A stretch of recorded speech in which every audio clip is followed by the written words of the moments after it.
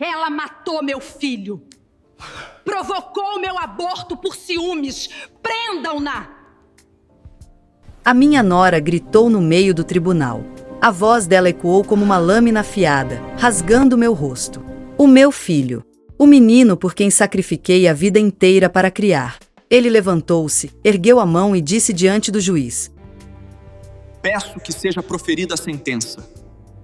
Ela deve pagar. Fiquei ali parada, com as mãos a tremer pelo choque. O tribunal condenou-me a 4 anos apenas por causa de uma mentira cruel. Mas o que me tirou o ar não foi a sentença, foram as atitudes deles. Enquanto eu estava na cela, fingiram pena. Mas eu já sabia a verdade. No dia em que saí de trás das grades, jurei que eles perderiam tudo. Não desviem o olhar. Vê a Jean agora como uma mãe se vinga. As acusações de Beatriz, a minha nora, ressoavam na sala de audiências como o trovão que anuncia uma tempestade fatal. Ela ficou de pé no centro do salão, com as mãos sobre a barriga lisa, interpretando o papel da sua vida. As lágrimas caíam de uma forma tão perfeita que me gelou o sangue. Todos a olhavam com compaixão. O júri, o juiz, até os estranhos que tinham vindo ver o espetáculo. Todos viam uma pobre mãe que acabará de perder o bebê. Mas ninguém olhava para mim. Ninguém via a mulher de 58 anos com as mãos trêmulas sobre a mesa de madeira, incapaz de respirar. O meu nome é Helena. E a mulher que gritava aquelas mentiras era a mesma que eu tinha acolhido na minha casa como se fosse minha própria filha. O ar na sala estava pesado como chumbo. Cheirava a madeira velha e a injustiça. Tentei falar. Queria gritar que era mentira, que nunca tocaria num fio de cabelo do meu neto. Que tinha amado aquela criança mesmo antes de ela nascer. Mas a minha voz prendeu-se na garganta. Só escapou um gemido abafado. E então aconteceu o momento que partiu meu coração em 1000 pedaços. Mais doloroso do que qualquer condenação. O Lucas levantou-se. O meu filho. O menino que criei sozinha. O homem por quem tinha sacrificado a minha juventude e a minha saúde. Levantou-se devagar. Alisou o casaco cinzento. O rosto dele estava frio, sem dor, sem dúvida. Apenas uma frieza que congelou a minha alma. Excelência, disse o Lucas com voz firme e clara. Prendi a respiração, esperando que dissesse a verdade, esperando que dissesse: a minha mãe é inocente. Ela nunca faria isso. Mas o que saiu da boca dele foi veneno puro. Excelência, solicito um aumento da pena. 4 anos não são suficientes. Essa mulher deve pagar pela vida do meu filho. Ela tirou-nos tudo. Por favor, não tenha piedade. O mundo parou. Os meus ouvidos zumbiam. Senti como se alguém me tivesse arrancado o coração do peito com as próprias mãos. Aquela mulher já não era mãe dele. Agora era apenas essa mulher.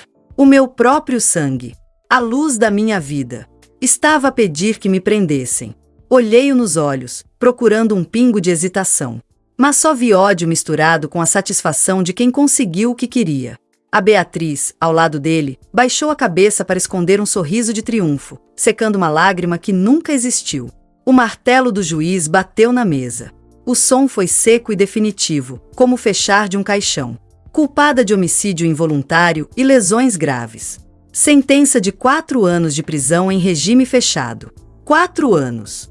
4 anos presa por um crime que não cometi. Por um empurrão que nunca dei. Por um neto que, segundo eles, eu tinha matado. Os guardas agarraram-me pelos braços. O metal frio das algemas fechou-se à volta dos meus pulsos, mordendo a minha pele. Levantaram-me da cadeira. As minhas pernas falharam, mas obrigaram-me a caminhar. Ao passar por eles, procurei o olhar do Lucas pela última vez. Filho, sussurrei com a voz falha. Ele não me olhou.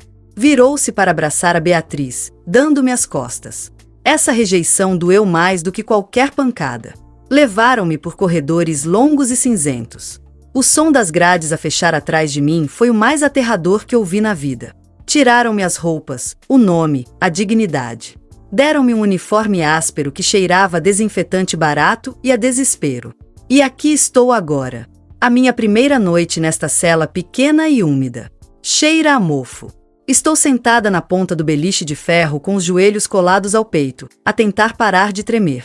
Fecho os olhos e as lágrimas finalmente começam a cair.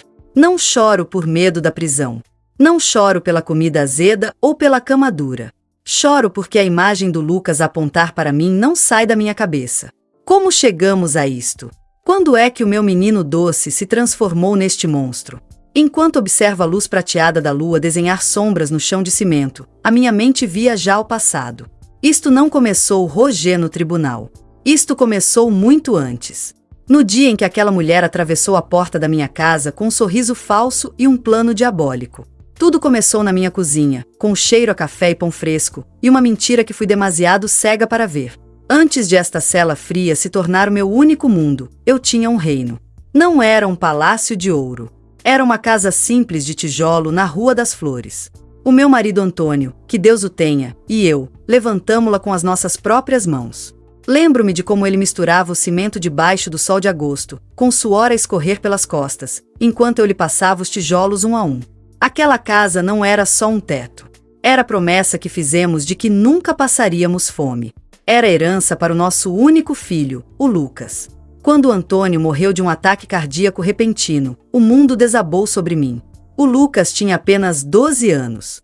Sequei as lágrimas ao avental e jurei que ao meu filho não faltaria nada. Trabalhei a lavar roupa para fora até as minhas mãos ficarem cheias de calos duros como pedras. Lembro-me das noites na cozinha servir ao Lucas o prato com carne estufada quentinha e arroz feito na hora. Eu ficava de pé junto ao fogão, a comer as sobras frias ou o arroz queimado que ninguém queria. Fazia-o com gosto. Vê-lo comer, vê-lo crescer forte e saudável era o meu único pagamento. Pensava que esse amor era um investimento que nunca falharia. Como eu estava enganada. Tudo mudou há 3 anos, quando Lucas trouxe a Beatriz para casa. No início, ela parecia uma rapariga doce. Tinha uma voz suave e baixava sempre o olhar quando falava comigo. Dona Helena, que sopa deliciosa! Deixe-me ajudar a varrer. Pensei que Deus me tinha abençoado com a filha que nunca tive. Abri as portas da minha casa e do meu coração de par em par. Dei-lhe o quarto grande, o que era meu e do Antônio, para que ficassem confortáveis. Eu mudei-me para o quartinho da costura, achando que era o certo para os recém-casados. Mas as cobras sabem rastejar em silêncio antes de dar o bote. Poucos meses depois, a máscara caiu. A Beatriz deixou de ajudar. Levantava-se ao meio-dia. Passeava pela casa de roupão e reclamava de tudo. Que o chão era frio, que as cortinas eram velhas, que a casa cheirava a mofo. Começou a tratar o meu lar como se fosse um hotel barato e a mim como se fosse a criada dela sem salário. Nunca esquecerei o dia em que tudo se partiu para sempre. Era uma quinta-feira. O Lucas tinha conseguido uma promoção na fábrica e eu queria celebrar. Passei a tarde toda na cozinha a preparar o prato favorito dele, carne de panela com batatas e molho grosso. É uma receita da minha avó que leva tempo, paciência e muito amor. Temperei a carne, descasquei as batatas até os braços doerem e cuidei da panela para não pegar no fundo. A cozinha cheirava a louro, a alho e a memórias felizes. Quando a carne ficou pronta, servi um pouco numa travessa bonita, orgulhosa do meu trabalho. A Beatriz entrou na cozinha. Tinha as unhas acabadas de pintar e olhava para o telemóvel sem me dar atenção. Cheira muito forte aqui, disse ela, torcendo o nariz como se cheirasse a lixo. É o jantar, filha. O Lucas adora, respondi com um sorriso cansado. Ela aproximou-se do fogão, olhou para a panela ferver e soltou um riso seco e cruel. Essa comida é de gente da roça, Helena. O Lucas já não come essas coisas pesadas. Além disso, essa gordura vai fazer-lhe mal. Antes que eu pudesse reagir, a Beatriz pegou na panela quente com um pano. Pensei que a ia mudar de lugar, mas não. Caminhou até ao caixote do lixo. Abriu a tampa com o pé e despejou todo o meu esforço lá para dentro. A carne, o molho apurado, horas de trabalho. Tudo caiu sobre as cascas de fruta e o lixo. O que estás a fazer? Gritei, sentindo que me faltava o ar. É o jantar do teu marido. Nesse momento, a porta da entrada abriu-se. O Lucas chegou cansado do trabalho. Ao ver a cena, ao ver a panela vazia e eu com os olhos cheios de lágrimas, pensei que ele poria ordem. Pensei que defenderia a mãe. Lucas, olha o que ela fez, disse eu a apontar para o lixo. Ela deitou a tua comida fora. O Lucas olhou para Beatriz. Ela fez aquela cara de vítima que aprendeu a usar tão bem. Amor, a tua mãe cozinha com muita banha, disse ela com voz melosa. Eu só cuido da tua saúde. Além disso, cheira horrível. Eu esperei. Esperei que ele se lembrasse das vezes que eu deixei de comer para o alimentar. Esperei que se lembrasse de quem lhe limpou os joelhos quando caía. Mas o Lucas suspirou, afrouxou a gravata e olhou-me com aborrecimento. Mãe, por favor, não comeces com os teus dramas. A Beatriz tem razão. Ela é uma mulher moderna, sabe de nutrição. Tu cozinhas à moda antiga. Supera isso. E foi para a sala com ela, deixando-me sozinha na cozinha que agora cheirava a traição. Apanhei a panela vazia do chão. As minhas mãos tremiam. Não pelo peso do metal, mas pelo peso da verdade que acabará de cair sobre mim. Naquele instante eu soube. Já não era a rainha do meu castelo. Já não era a mãe respeitada. Tinha me tornado um móvel velho que estorvava na decoração da nova vida do meu filho. Nessa noite jantei pão seco com café preto no meu pequeno quarto de costura. Ouvi as risadas dos dois na sala, a verem a televisão que eu paguei. Engoli o pão com um nó na garganta, pensando que talvez, só talvez, se eu aguentasse um pouco mais, as coisas melhorariam. Disse a mim mesma que era apenas um mal-entendido de gerações. Pobre velha tonta. Eu não sabia que deitar a carne ao lixo era apenas o começo. Não imaginava que por trás daquela falta de respeito já se estava a cozinhar um plano muito mais sombrio. Um plano para me tirar não só a minha cozinha, mas o teto que o Antônio construiu com tanto suor. Porque quando uma serpente entra no ninho, não sai até comer tudo. E eu estava prestes a descobrir que o veneno da Beatriz não vinha só dela, mas de uma ganância que eu nem sequer podia imaginar. Umas semanas depois do incidente do jantar, a tensão na casa parecia ter acalmado um pouco. Ou pelo menos era isso que eu acreditava na minha ingenuidade de mãe. Uma noite, durante o jantar, a Beatriz pousou o garfo na mesa e soltou a notícia com um sorriso que por um segundo me pareceu sincero. Estou grávida. O silêncio durou um instante e depois explodiu a alegria. O Lucas, o meu filho, chorou. Levantou-se e abraçou a mulher como se ela fosse de cristal, sentiu um calor no peito que não sentia há meses. Um neto. Ia ser avó. Nesse momento esqueci os desprezos. Esqueci a panela de comida no lixo e as más caras. A minha mente voou para minha velha máquina de costura. Pensei em tricotar botinhas, em comprar lã macia de cor amarela porque não sabíamos o que seria.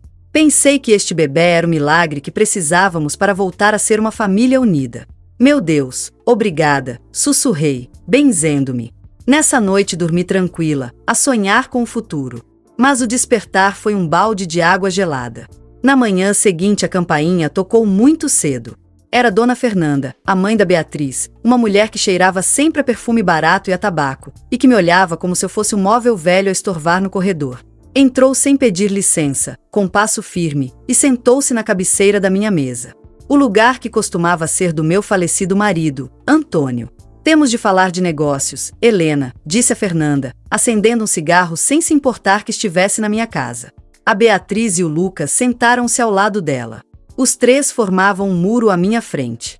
O meu coração começou a bater rápido. Negócios? De que falava aquela mulher? Olhe, sogra, disse a Beatriz, alisando a blusa. Agora que vem aí o bebê, precisamos de segurança. O Lucas e eu estivemos a falar com a minha mãe e achamos que o melhor é a senhora passar a casa para o nome do Lucas. Já sabe, para garantir o futuro do seu neto.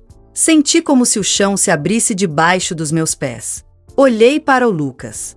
Ele evitava os meus olhos, a brincar com as chaves do carro. Como? Perguntei com a voz trêmula. Esta casa é a única coisa que o pai vos deixou. É o meu lar. Por isso mesmo, interrompeu a Fernanda, soltando fumo para o teto.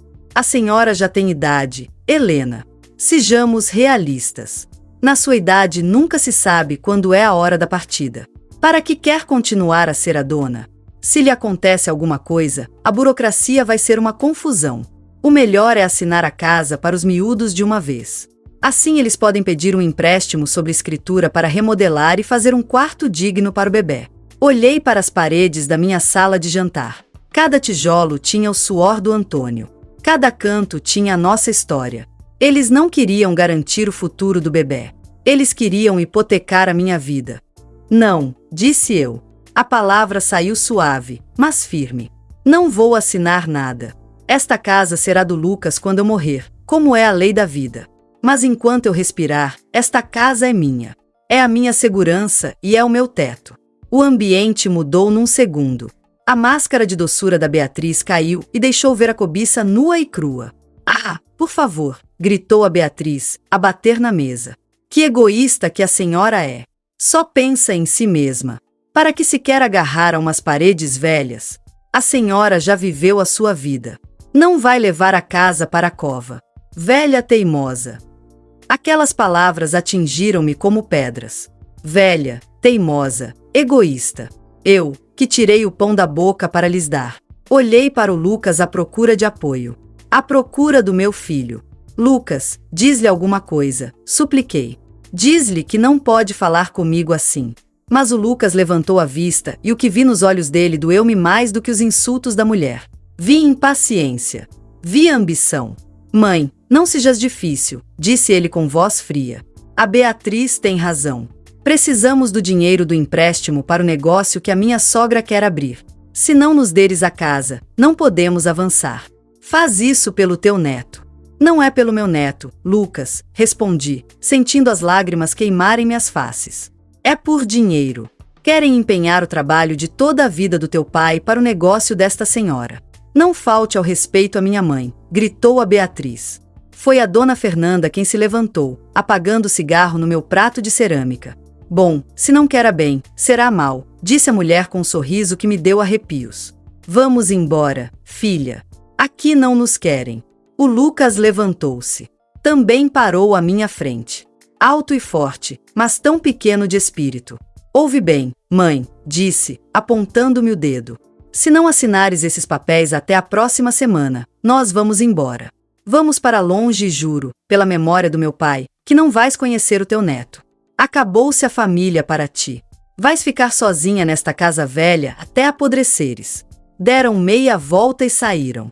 O bater da porta ecoou por toda a casa, fazendo tremer os retratos do Antônio pendurados na parede. Fiquei sozinha na sala de jantar, com cheiro a tabaco e a ameaça a pairar no ar. Abracei-me a mim mesma, sentindo um frio terrível. Não era o frio do tempo, era o frio de saber que meu próprio filho estava disposto a usar uma criança inocente, o meu próprio sangue, como moeda de troca para me tirar o pouco que eu tinha. Nessa noite não dormi. Passei as horas a percorrer a casa, a tocar nas paredes, a pedir conselhos ao meu falecido marido. Sabia que se assinasse, deitavam-me à rua assim que tivessem o dinheiro, mas se não assinasse, perdia o meu filho. O que eu não sabia era que a minha recusa naquela manhã não só tinha quebrado a relação, tinha acendido um rastilho. A dona Fernanda e a Beatriz não eram mulheres que aceitassem um não como resposta. Ao negar-lhes a casa, tinha assinado a minha própria sentença, mas não há que eu pensava. Elas já estavam a planear algo muito pior do que irem embora de casa. Estavam a planear tirar-me de lá, mas de mãos algemadas. Meus amigos, alguma vez sentiram essa dor?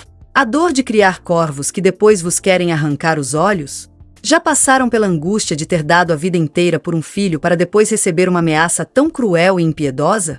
Se fossem vocês, teriam passado a casa para o nome deles para poder ver o vosso neto? Ou teriam defendido a vossa dignidade como eu fiz?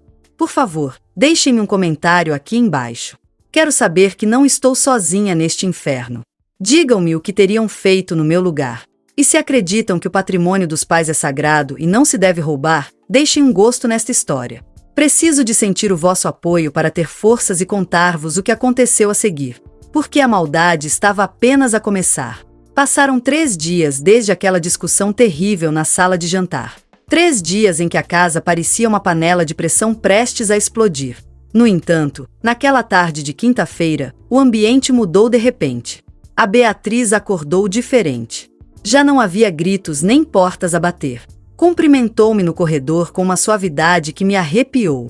Sogra, ajudar-me a baixar uns lençóis do andar de cima? Perguntou-me com uma voz doce, quase infantil. Eu estava na cozinha a secar a louça. Senti um mau pressentimento no estômago. Aquele instinto de mãe que avisa quando algo está errado. Mas não queria discutir mais. Pensei que talvez, só talvez, ela quisesse fazer as pazes pelo bem do bebê. Claro, filha, disse eu. Subi as escadas devagar. Os meus joelhos já me doíam com a umidade. Mas subi. Chegamos ao corredor de cima. Não havia lençóis nenhuns para baixar. A Beatriz parou mesmo na beira do primeiro degrau.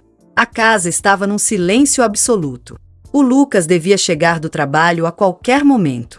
A Beatriz virou-se para mim. O rosto dela mudou numa fração de segundo. A doçura desapareceu e nos olhos dela vi uma escuridão que me gelou o sangue.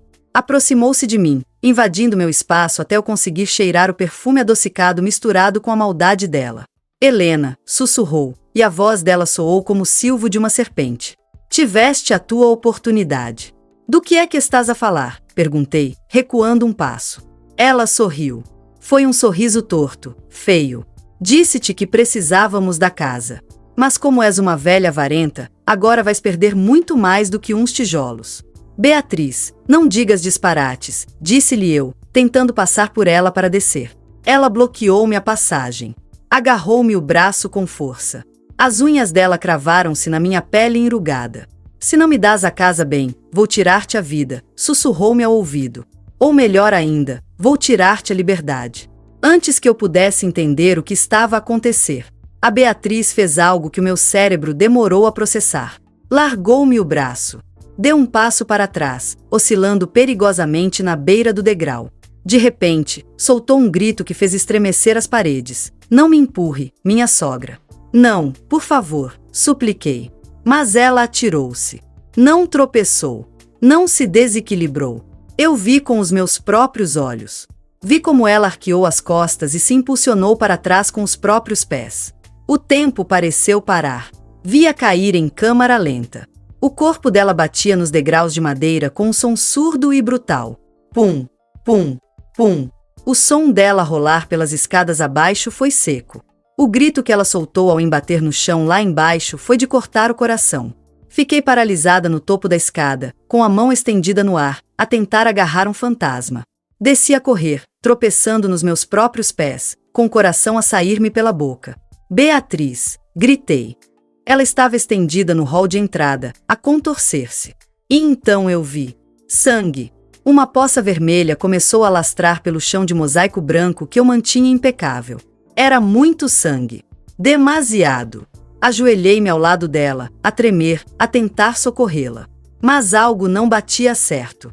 Enquanto as minhas mãos se tingiam de vermelho, notei um cheiro estranho. Doce.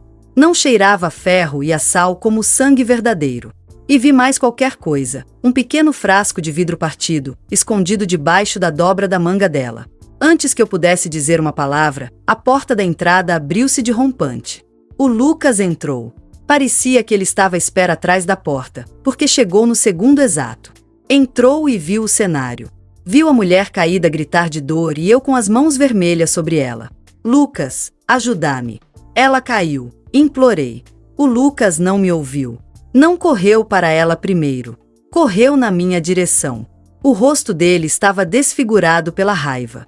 Nunca tinha visto meu filho assim. Parecia um demônio. O que é que tu fizeste? Rugiu ele, sem me dar tempo para me levantar. O Lucas levantou a mão e deixou-a cair sobre a minha cara. O estalo foi tão forte que me atirou ao chão. A minha face ardeu como se me tivessem encostado um ferro em brasa. Mas a dor física não foi nada comparada com o que ele disse a seguir. Mataste o meu filho, gritou, com os olhos injetados de sangue. Maldita se jaz. Mataste o meu bebê. Não, Lucas, ouve-me. Tentei falar, cuspindo um pouco de sangue devido à pancada. Ela atirou-se. É mentira. Cala a boca, assassina, gritou-me ele, empurrando-me para longe dela. Os gritos atraíram os vizinhos. A dona Alzira e o senhor Manuel entraram a correr com os olhos arregalados. Viram o Lucas a chorar sobre a barriga da Beatriz e eu, estendida num canto, com a cara inchada da bofetada e as mãos manchadas daquele sangue falso.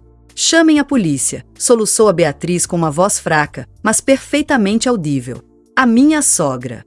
Ela empurrou-me. Disse-me que não queria netos. Os vizinhos olharam para mim com horror. Ninguém duvidou. Ninguém perguntou nada. Todos acreditaram naquela encenação perfeita. Poucos minutos depois, as luzes azuis e vermelhas inundaram a minha sala. 2 agentes entraram. O Lucas apontou para mim como se eu fosse um cão raivoso. É ela. Levem-na daqui. Acabou de assassinar o meu filho que ainda nem nasceu. O agente levantou-me bruscamente. Senti o frio do metal nos pulsos pela primeira vez. As algemas apertavam os meus ossos velhos. Não, por favor. Sou inocente. O meu filho sabe que eu não fui. Supliquei, olhando para o Lucas, mas ele nem sequer se dignou a olhar para mim. Estava demasiado ocupado a ajudar os paramédicos a colocar a Beatriz na maca, enquanto me tiravam da minha própria casa, arrastando-me como se eu fosse uma criminosa perigosa. Passei ao lado da maca. A Beatriz tinha os olhos fechados, a fingir um desmaio, mas no momento exato em que passei por ela, abriu um olho. Só um. E encarou-me. Não havia dor naquele olhar. Não havia perda. Havia triunfo. Os lábios dela esboçaram um pequeno sorriso de gozo, invisível para os outros, mas claro como água para mim. Na porta, parada entre as sombras, estava a Dona Fernanda. Tinha os braços cruzados e acenava lentamente com a cabeça, como uma realizadora satisfeita com a cena final da sua obra-prima. Meteram-me no carro da polícia. Pelo vidro sujou, vi a minha casa ficar para trás. Vi o jardim que eu plantei, a porta que eu pintei, e vi o meu filho. O meu sangue abraçar as mulheres que acabavam de destruir a minha vida. Naquele momento, algo dentro de mim partiu-se para sempre. A mãe que perdoava tudo morreu naquele banco de trás, e no lugar dela, começou a nascer outra pessoa. Alguém que teria muito tempo para pensar, para recordar, acima de tudo, para esperar pelo momento da verdade.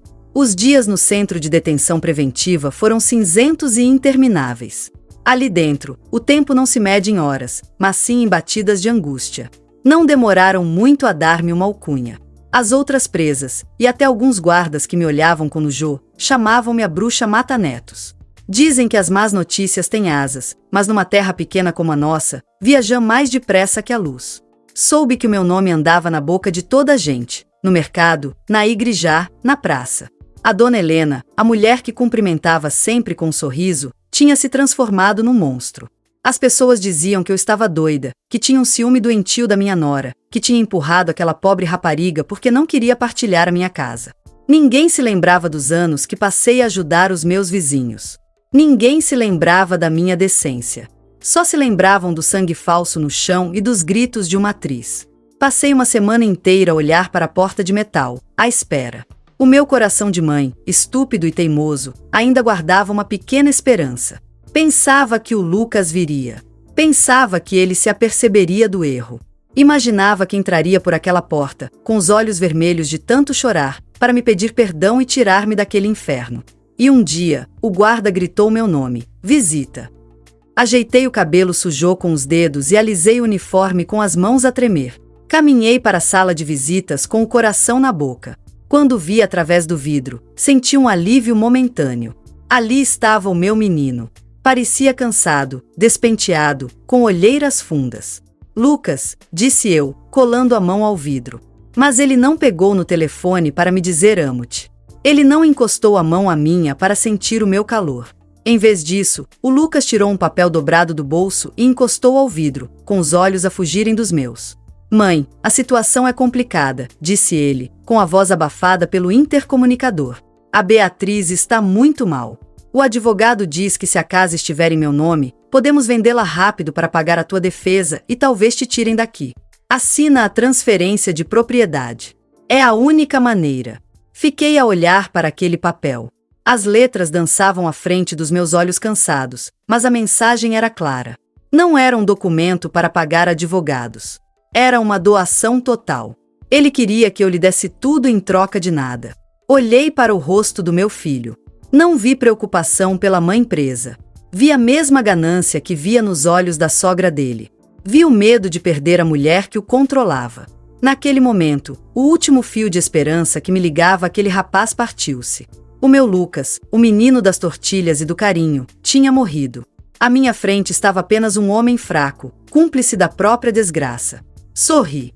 Foi um sorriso triste, mas cheio de uma força que eu não sabia que tinha. Não, disse eu, baixinho. O quê? Mãe, estás louca?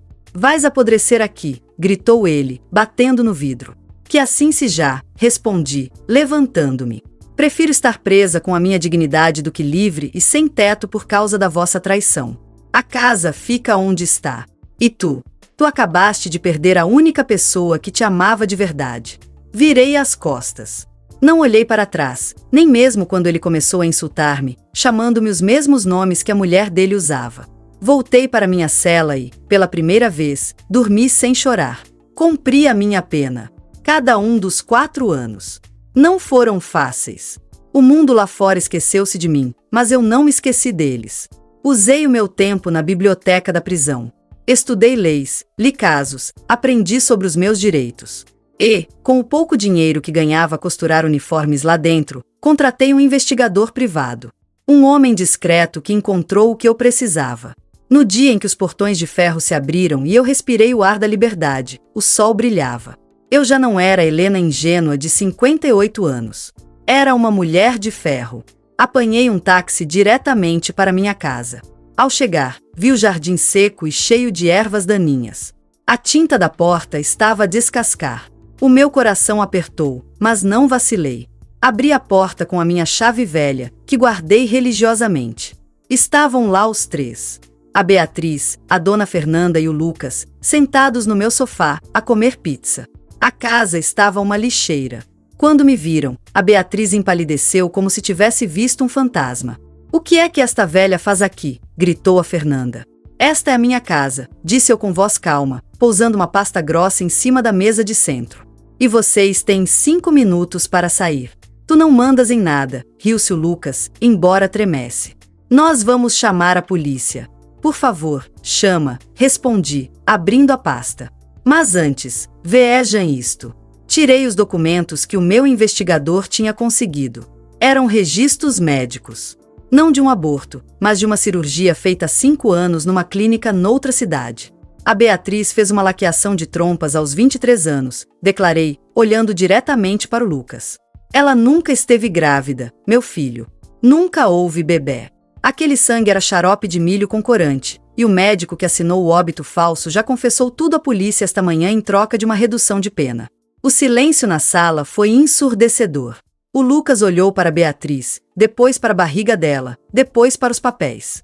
O rosto dele desfez-se em horror. Tu mentiste-me", gaguejou ele. "Ela mentiu-te para te roubar a herança da tua mãe", completei. "E tu foste estúpido o suficiente para acreditar." Nesse momento, as sirenes da polícia ouviram-se ao longe. Eu não precisei de o chamar, o meu advogado já o tinha feito. A Beatriz e a Fernanda tentaram fugir pelas traseiras, mas os agentes já estavam lá. Foram levadas algemadas, aos gritos, acusadas de fraude, perjúrio e calúnia difamatória. Vão passar muito mais do que 4 anos na sombra. O Lucas ficou na sala, a chorar, ajoelhado aos meus pés. Agarrou-se às minhas pernas, a pedir perdão, a dizer que foi manipulado, que me amava. Olhei para ele de cima. Senti pena, sim. Mas já não sentia aquele amor cego. "Levanta-te", ordenei. "Podes ficar aqui esta noite, porque não sou um monstro. Mas amanhã de manhã, quero-te fora daqui. Vais trabalhar, vais fazer-te homem e vais pagar cada centavo do que estragaram nesta casa." "Mas mãe", soluçou ele. "Eu não sou tua mãe agora", respondi, caminhando para minha cozinha. "Agora sou a dona desta casa. A confiança conquista-se, Lucas. E tu vais começar do zero." Comecei a limpar a minha cozinha. O cheiro a tabaco e sujidade ia demorar a sair, mas enquanto eu esfregava o balcão onde preparava as tortilhas, senti paz. Recuperei o meu castelo. A justiça tardou, mas chegou com a força de um furacão. E eu, Helena, continuo de pé. E vocês, meus amigos? Já tiveram de perdoar o imperdoável ou acham que fiz bem em ser dura com meu filho? A justiça sabe melhor quando é servida fria. Quero muito saber de onde estão a acompanhar esta história. Deixe nos comentários a vossa cidade e o vosso país. Adoro saber até onde a minha voz chega. E se esta história vos tocou, por favor, subscrevam o canal para não perderem as próximas. Até a próxima!